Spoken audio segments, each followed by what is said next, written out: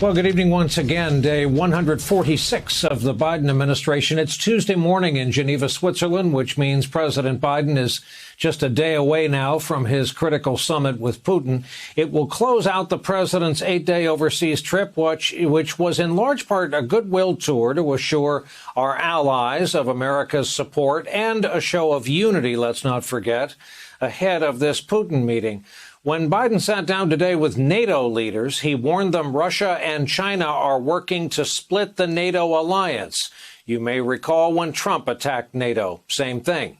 Late today in Brussels, Biden told reporters that during discussions with allies, he laid out what he intends to tell Putin. We will respond if Russia continues its harmful activities. And we will not fail to defend the transatlantic alliance, or stand up for democratic values. It's in our mutual interest, in the interest of the world, to cooperate and see if we can do that. And the areas where we don't agree, make it clear what the red lines are. I have met with him. He's bright, he's tough, and I have found that he is as they say, when he used to play ball, a worthy adversary. Every world leader here as a member of NATO that spoke today, and most of them mentioned it, thanked me for meeting with Putin now. One issue the White House says definitely will be on the table at their summit, the recent ransomware attacks in the U.S., which authorities say originated from Russian-based hacking groups. Today, Biden said the U.S. will respond in kind if Russia refuses to cooperate on the cybersecurity front. In his exclusive interview, NBC News foreign correspondent Keir Simmons put this question directly to Putin. Mr. President, are you waging a cyber war against America? Where is the evidence? Where is proof? It's becoming farcical. We know it well. We have been accused of all kinds of things, election interference, cyber attacks, and so on and so forth. And not one time did they bother to produce any kind of evidence or proof, just unfounded accusations.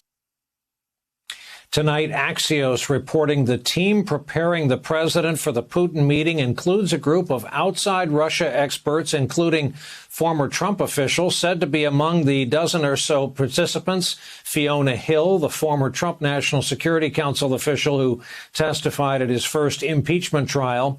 Group reportedly also included 2 Obama ambassadors to Russia, including our own Michael McFaul. Isn't it great that the president is preparing for this meeting? Because if you'll remember, the last time Putin met with a former president, President Trump, it was clear to me, I was at that one as well, working for you, not for the U.S. government, just to be clear, that President Trump was not prepared for that meeting.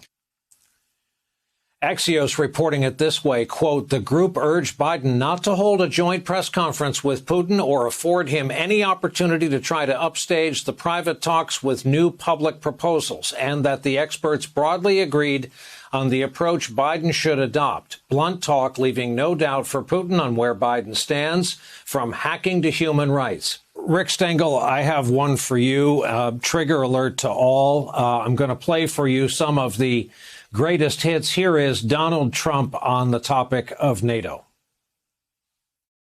We have NATO, and we're giving countries a free ride. We are really, NATO is obsolete. It's old, it's fat, it's sloppy. We're protecting Europe, and we're paying for almost the entire cost of NATO. We're the piggy bank. It helps them. They're in Europe. Helps them a lot more than it helps us. We're very far away. The abuse that was given to our country on NATO, where they wouldn't pay, and we were paying for everybody.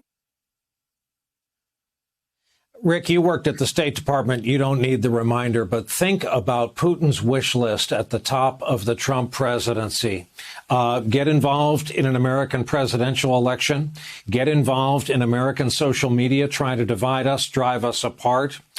drive apart the Atlantic Alliance, and maybe someday a far-off fever dream, get American troops out of Germany. Think of it this way, Donald Trump delivered. Brian, you summarized it very well, better than I could have, and it was painful to watch those clips of Trump talking about NATO. I mean, I go back to the interview that Keir did with Putin today. I mean, Putin today said that NATO was obsolete. Why are they doing what they're doing? Why are they adding countries? But I think what we're going to see in this summit is something which is kind of a return to normalcy. And if I were still editor of Time, I would caution my reporters to say, don't construct this like it's some great big heavyweight boxing match. It's not. I mean, Tony Blinken has said this is the first of many meetings. I think it will be a conventional, traditional meeting between countries that sometimes cooperate, sometimes compete, and sometimes confront each other. And both sides have telegraphed that in advance. And I think we're going to see a meeting that actually is successful on all those fronts. It will have some tension, but will come out where people will say, okay, we know what to expect. We believe in reliability and stability and predictability. Even Putin said that in his interview with Keir today.